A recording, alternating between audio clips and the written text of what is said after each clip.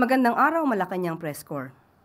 Dahil nais ng Pangulo na mabigyan ng agarang atensyong medikal ang bawat Pilipino, tumungo si Pangulong Ferdinand R. Marcos Jr. sa Butuan City upang pangunahan ang pamimigay ng 71 patient transport vehicles o karaniwang tinatawag na ambulansya sa mga lokal na pamahalaan.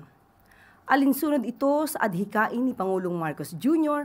na tiyaking lahat ng lungsod at munisipalidad sa Pilipinas ay may sariling PTV. Layunin ng Pangulo na laging may nakahandang sasakyan ang lokal na pamahalaan tuwing kakailanganin ng mga mamamayan. Kasama si PCSO General Manager Mer Robles, pinangunahan ni Pangulong Marcos Jr. ang distribution ng 71 PTVs. 12 PTVs ang ibibigay sa Agusan del Norte, kasama ang Butuan City. 20 sa Surigao del Norte, 19 sa Surigao del Sur, 7 sa Dinagat Islands, 8 sa Davao de Oro, 4 sa Davao de Oriental, at 1 sa Misamis Occidental. Bukod dito, mamimigay din ang pamahalaan ng 158 patient transport vehicles sa Regions 11, 12 at BARM na siyang maglalagay sa 89% completion rate ng Nationwide Distribution Initiative ng pamahalaan. Nagbigay naman ng direktiba ang Pangulo sa PCSO na sikaping maaabot ang 100% target bago matapos ang 2025. Nanindigan din si Pangulong Marcos Jr. na patuloy na magsusumikap ang gobyerno upang siguruhin na mabibigyan ng atensyon medikal ang bawat Pilipino saan mang panig ng bansa. Pangulong Ferdinand R. Marcos Jr. na mahagi ng isang unit ng satellite internet network at school bag sa mga preschoolers ng La Paz Child Development Center sa Agusan del Norte. Binisita ni Pangulong Ferdinand R. Marcos Jr. kaninang umaga ang mahigit 30 preschoolers ng La Paz Child Development Center o CDC sa Barangay La Paz, Bayan ng San Diego sa Agusan del Norte. Namahagi si Pangulong Marcos Jr. ng isang unit ng Starlink at 35 school bags para sa mga preschoolers na game na nakipagkwentuhan sa Pangulo na tunay namang malapit sa mga kabataan. Ang La Paz CDC ay itinayo at pinondohan sa ilalim ng National Community Driven Development Program ng Department of Social Welfare and Development na nagkakahalaga ng 3 million pesos. Ang nasabing programa ang pinakamalaking proyekto ng DSWD sa ilalim ng Kalahi CIDSS portfolio na may layuning bigyang lakas ang mga barangay upang magkaroon ng mas mahusay na akses sa mga serbisyo ng pamahalaan. Sa ngayon ay nasa 33 kabataan, edad 1 hanggang 4 na taong gulang ang nakikinabang sa nasabing Child Development Center na mayroon ding outdoor facilities kagaya ng playground. Naniniwala ang Pangulo na dapat bigyan ng pansin ang pangangailangan ng mga kabataan, lalong-lalo na ang mga pasilidad na huhubog sa kanilang galing, talino at talento.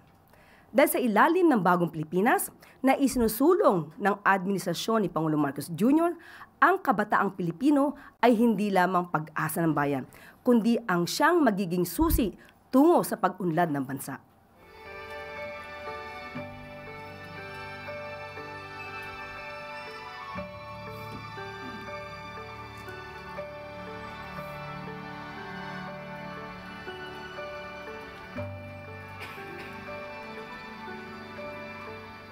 Halos 741 million pesos na additional replenishment quick response funds inaprubahan ng DBM para sa walang humpay na tulong ni Pangulong Marcos Jr. sa mga residenteng tinamaan ng kalamidad. Upang masiguro ang tuloy-tuloy na relief at recovery efforts ni Pangulong Ferdinand R. Marcos Jr., sa gitna ng mga kalamidad, inaprubahan ng Department of Budget and Management ang 740.8 million pesos na additional replenishment para sa quick response funds ng pamahalaan. Sa nasabing halaga, 640.8 million pesos ang naipamahagi sa DSWD at 100 million pesos naman para sa Department of National Defense, Office of the Civil Defense. Ang mabilisang pagresponde ng gobyerno sa mga pangangailangan ng mga naapektuhang residente ang siyang iniutos ng Pangulo. Ang pagtugon sa mamamayan ay hindi one-time effort lang. Tuloy-tuloy ito hanggang makaahon ang bawat Pilipino. Ang nais ng Pangulo, dapat walang maiiwan sa bagong Pilipinas. At maaari na po akong tumanggap ng inyong mga katanungan. Unang tanong po mula kay Marcel Halili, TV5. Yusek, good afternoon po. Yusek, what do you think about the quote-unquote secret decision on the case of Senator Joel Villanueva? Is this acceptable? Kung ito po ay mapapatunayang totoo, ito po ay nakakabahala dahil hindi dapat nagkakaroon ng pagdududa ang taumbayan sa ating justice system. Considering na ito po ang isa sa pinakamahalagang ahensya upang maiwasan at matugunan ang issue about sa korupsyon sa bansa. At tayo naman po ay nananalig at nagtitiwala sa kakayahan ni Ombudsman Boying Rimulya. At kahit sila ay independent body, dapat din natin sabihin sa kanila, sa atin, sa pamamagitan natin, na dapat ito talagang imbestigahan ng malaliman upang kung anuman ang may pagkakamali, kung anuman ang nalabag na batas, kung mayroon man, ay dapat itong masolusyonan at maitama ng Office of the Ombudsman. Pero if it's true na secret decision nga po siya, Yusek, do you think valid pa rin yung decision or at least should the former ombudsman who released the decision be held liable? Depende po sa sitwasyon. Mahirap po kasi mag-speculate ngayon. Pero kung may nalabag po ito at halimbawa po ay hindi po nabigyan ng kopya ang mga parties, yung pong time para mag-file ng anumang aksyon, let's say motion for reconsideration regarding the said decision, ay hindi naman po umaandar. So depende po yan sa lahat ng sitwasyon at meron nga pong isang provision sa rules of procedure ang Office of the Ombudsman na kung di tayo nagkakamali sa news na lumabas, 2016 ay meron ng motion for reconsideration. Pero kapag criminal case po ang kaso, ang pag-file po ng motion for reconsideration ay hindi po nagpapahinto para maisampa ang criminal case sa Sandigan Bayan. So, or kahit sa anumang korte na maaaring pagdalhan ng kaso. So, lumalabas po kung nagkaroon ng motion for reconsideration in 2016, hindi na dapat agad umabot ng 2019 or 2 years para madesisyonan yung motion for reconsideration, dapat na isampa na ito sa Sandigan Bayan. Kung yun po ang magiging one of the facts or data na masasabing or makikita ng Office of the Ombudsman. Thank you, Yusek. Sunod na tanong mula kay Ana Bajo, GMA Online. Good afternoon, ma'am. Ma'am, will Malacanang release the SALNs of President Marcos's cabinet members given na ito po yung nagiging practice, I think, Pinoy time? Will the Office of the President revive this policy po? Pag-uusapan po ito ng cabinet members bukas po. Magkakaroon po yata sila ng pagpupulong. Ma'am, quick follow-up lang. Marami na pong senators and congressmen yung voluntarily naglalabas ng kanilang SALN. Will the President do the same? Tignan po natin kung ano po ang nararapat. Thank you, ma'am. Next question mula po kay Jean Mangaluz, PhilippineStar.com.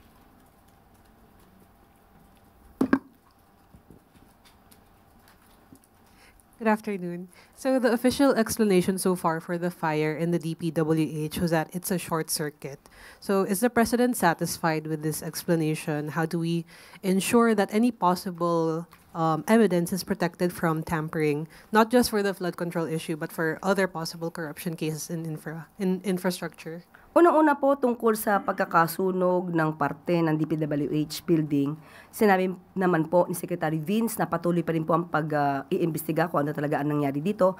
Pero ang sabi po niya ay wala naman po naapektuhan ng mahalaga mga dokumento at inuutos na rin po niya sa mga regional offices na magsagawa na rin po ng mga digital copies para po kung ano mat mangyari ay protektado po ang mga dokumento. Just a quick follow-up. This news just came in this morning. So a group of protesters stormed the ICI earlier today. How does the palace react to this? Hindi ko po nakita kung ano yung news niya. Bakit po sila pumunta? To protest yung lack of transparency daw and yung kawalan ng mabagal yung pag-process ng cases. Okay, ang ICI po ay isang independent commission. At kung ano po ang kanilang mga isinasagawa ngayon at kung ano po ang mga polisiya, ito po ay nasa ICI na po.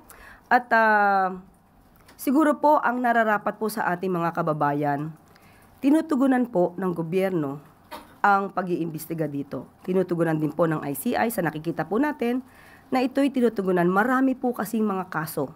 Nakapagsampa na po kahapon si Sec Vince ng karampatang mga kaso at hindi po dapat siguro mainip ang ating mga kababayan hanggat nandiyan po at may nagtatrabaho at ang intensyon naman po ay maganda para po mapanagot ang dapat mapanagot. Hayaan na lang po natin na umandar yung sistema at ang procedure at wag po tayong masyado maging negatibo sa ginagawa ng gobyerno sa ngayon. Last question on my end. So how did the President react to the news that the DPWH was only able to build 22 classrooms this year? Can we expect anyone to be held accountable for this number? Opo, inuutos na po ito ng Pangulo na agarang matugunan ang kakulangan sa classrooms at nagkaroon na nga rin po at pinakikita na po at gagawin yung catch-up plan. Gagawa po sila niyan. At nung nakaraang pong araw ay sinabi po natin na isasama na rin po ang local government units para po mas mapabilis ang pagpapagawa ng mga eskwelahan. So, titingnan po rin ni Secretary Vince kung bakit nagkaroon ng delay sa pagpapagawa ng mga classrooms. So, kung meron po dapat managot dito, bakit napabayaan po dito, asahan po natin na may mananagot po. Next question mula po kay Katrina Domingo, ABS-CBN. Ma'am, may mga student leaders ang nag-question kung bakit daw po sa PNP ang bilis umaresto ng mga young protesters pero sobrang tagal bago sila mag-aresto ng mga big-time corrupt actors. What is the Malacanang's directive for government agencies under the executive branch to make sure that it convinces the public by actions, not just words, na fair yung pagpapatupad noong mga pag-arrest o nung ibang mga policies at orders with regard to this flood control issue? Unang-una po, alamin po natin, kung ang inaaresto po ba ay nahuli na may ginagawang aksyon. Kasi ito po ay isa sa paraan at isa sa mga legal na paraan ng kapulisan na sila ay maaaring umaresto kung caught in the act. Gumagawa mismo ng krimen. Kung sila ay gumagawa ng krimen o may basihan na sila gumawa ng krimen, maaari po silang maaresto. Hindi po lisensya ang pagiging kabataan para po gumawa ng isang krimen at sasabihin na huwag niyo kaming hulihin dahil kami ay parte ng kabataan. Ang batas po ay walang tinitignan. Kabataan na nasa tamang edad, senior citizen, may edad. Kapag gumawa ng krimen at lumabag sa batas, dapat lamang pumanagot. So, ang mga kabataan, ang dapat na pag-asa ng bayan, sila na po ang maunang sumunod at tumupad sa batas. At ang tangi lamang sana nilang gawin, maging ehemplo sa iba pang mga kabataan.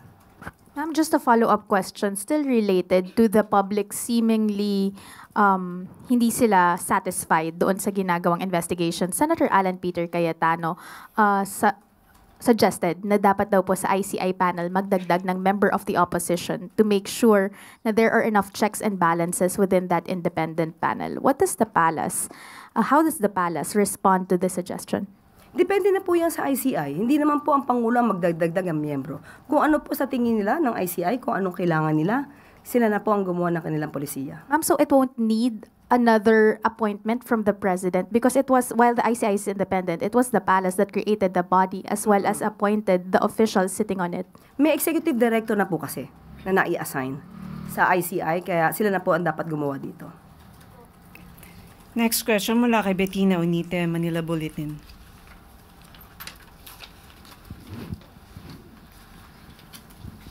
Good afternoon po, Yusek.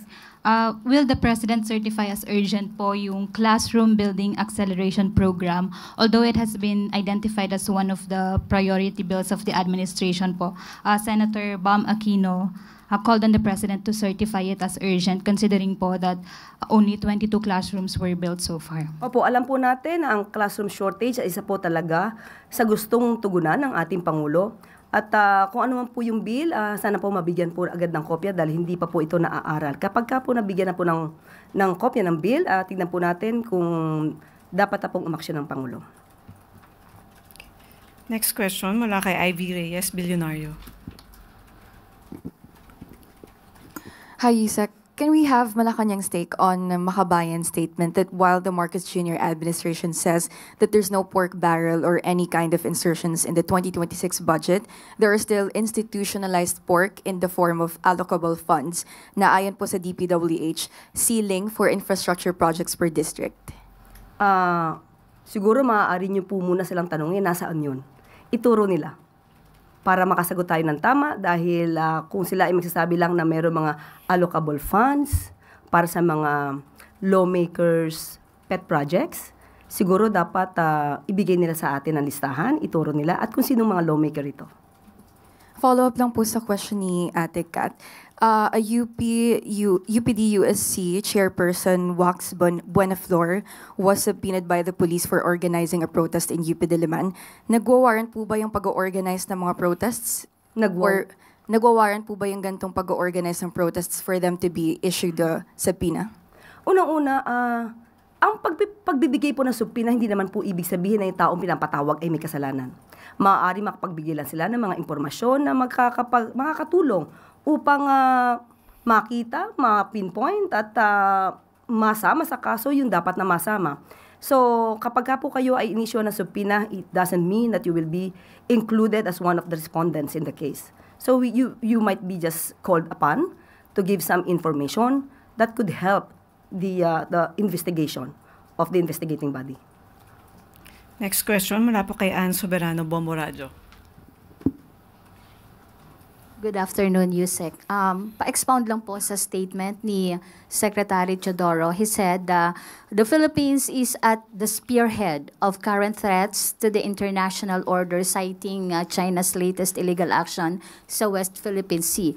And he said, and I quote, "The President has instructed us to be unyielding and to reshape our defense ecosystem as quickly as possible into a multi-threat, multi-domain system." Okay, unang-una, alaman po natin kung ano ang sinabi ng Pangulo na we will not surrender and square inch of our territory. So, hindi tayo titiklop sa ating pagpoprotekta sa parte ng karapatan natin, ng bawat Pilipino at ng interes ng ating bansa. So, ang nais lamang po din ng Pangulo ay palakasin ang ating puwersa para sa ating defense. At the same time, makipag-ugnayan sa mga nasyon na may parehong values and goals. Yun lamang po. Ito'y para sa atin na rin. Internal resilience ang kinakailangan natin. Follow-up lang din po, Yusek. Patuloy pa rin po yung ingay regarding sa coup plot or destabilization. And maraming nagsasabi po na posibleng ang Pilipinas po ay magiging kagaya po ng Myanmar. Comment po ng Palace. Tingnan nyo muna kung saan nagagaling ang mga issues na ito. Ito po ba ay galing sa mga obstructionists, fake news peddlers, walang mga otoridad para magsalita? Kung ito po ay kumakalat at nakita nyo kung saan galing at maituturo nyo na malamang ito ay mula sa mga nagnanais na paalisin ng Pangulo sa pwesto, wag po natin paniwalaan. Pero handa naman po ang gobyerno sa anumang maaaring palaki nila. Thank you, Yusek. Next question mula kay Ace Romero, Philippine Star. Yusek, may I just ask on dun sa SALN kasi you mentioned that the cabinet members will meet tomorrow. Ano pa po yung pag-uusapan nila regarding sa release ng SALN given nabanggit na ng Pangulo na susundin naman niya yung pulisiya ng Ombudsman tungkol sa pagiging open sa SALN? Magmi-meeting pa lang po sila. Siguro tignan po natin, baka sa Lunes makapag-report ako kung ano po yung napag-meetingan nila tungkol sa kanilang SALN. Pero ipag-usapan ba mga safeguards, mga ganun po ba, or paano ba? Hindi ko masasabi, hindi ako kasama sa meeting. Basta bukas magbi-meeting po Pero sila. safe to say, Yusek, na good as yes na magre-release? Hindi ko masasabi kung good as yes. Kasi sila po yung magmi-meeting. So hindi ko po masasabing yes, kasi hindi po ako kasama sa meeting at sila po ang magdidesisyon dito. Okay po. Samed Dinilia, Business Mirror. Yung follow-up lang rin po, ma'am. Aside from SALN, may other topics pa po bang pag-uusapan sa cabinet meeting tomorrow? Hindi sa akin nabigay ang agenda, pero alam ko na nagkakaroon ng issue about SALN at ito'y natanong natin kung darating yung time na maaari sila magbigay ng kanilang SALN voluntarily at yun nga daw po ang pag-uusapan nila bukas. Thank you po. Sunod na tanong mula kay Ivan Mayrina, GMA News. Can we just get the palace statement, ma'am? Juan Ponce Enrile and Gigi Reyes and Janet Lim Napoles were acquitted of 15 counts of graft related to the PDAF scam. Nagsalita na ang korte. So, igalang natin. Igalang po natin kung anong desisyon ng korte. Pero hindi ho ba ito nakaka-create ng doubt sa isip ng sambayanan na bakit walang napaparusahan? Yun nga po ang nais nating ipahiwatig sa taong bayan. Ang Pangulo, ang gusto niya, kapag nagsampa ng kaso, hindi mabilisan. Dapat kompleto ang ebidensya. Dahil pagka nagkataon, konti lang mong pagkakamali, especially criminal case ito.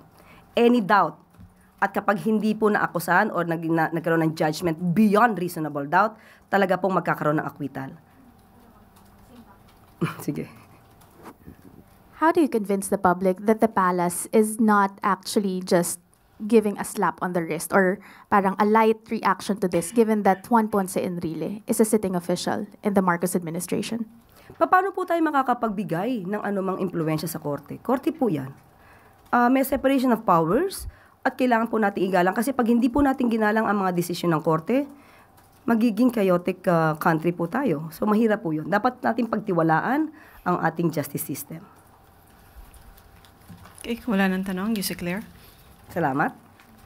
Upang makamtan ang food security sa bansa at patatagin ang pangkabuhayan ng ating mga magsasaka, mas pinaigting ng Department of Agrarian Reform ang operasyon nito sa buong bansa upang tuparin ang pangakong pamamahagi ng 400,000 hectares ng lupang sakahan sa mga kwalipikadong magsasaka ngayong 2025. Alinsunod ito sa direktiba ni Pangulong Ferdinand R. Marcos Jr. na isulong ang kapakanan ng mga magsasaka at tiyakin na may sapat na supply ng pagkain ang bawat pamilyang Pilipino. Ayon kay Agrarian Reform Secretary Conrado Estrella III, buong puwersa ang operasyon ng kanilang tanggapan upang maabot ang target ngayong taon at pabilisin ang pagpapatupad ng Comprehensive Agrarian Reform Program o CARP. Batay sa tala nitong lamang August 2025, sa ilalim ng administrasyon ni Pangulong Marcos Jr. ay nakapamahagi na ang DNR, or rather DAR, ng 242,883 land titles para sa 232,098 beneficiaries na sumasaklaw sa 305,944 hectares. Nakapaglabas na rin ng 401,001 na certificates of condonation para sa 322,200 beneficiaries na katumbas ng halagang 41 billion pesos. Ibig sabihin lamang nito ay mas maraming magsasaka ang makapagsisimulang muli ng walang papasanin na malaking utang. Ang mahakbang na ito ay sagisag ng pagpapahalaga ni Pangulong Marcos Jr. sa ating mga magsasaka, pag-agapay sa kanilang pag-unlad at pagtiyak ng seguridad sa pagkain sa buong bansa. At bago tayo magtapos, anti-corruption campaign efforts ng pamahalaan patuloy ang paggulong. Matapos pasimula ni Pangulong Ferdinand R. Marcos Jr. ang pag-iimbestiga sa maanumalyang gawain, patuloy ang aksyon ng pamahalaan upang alamin ang katotohanan at panagutin ang mga may sala rito. Ayon sa pinakabagong ulat ng administrasyon, nakapagsampa na ang Commission on Audit ng 21 fraud audit reports.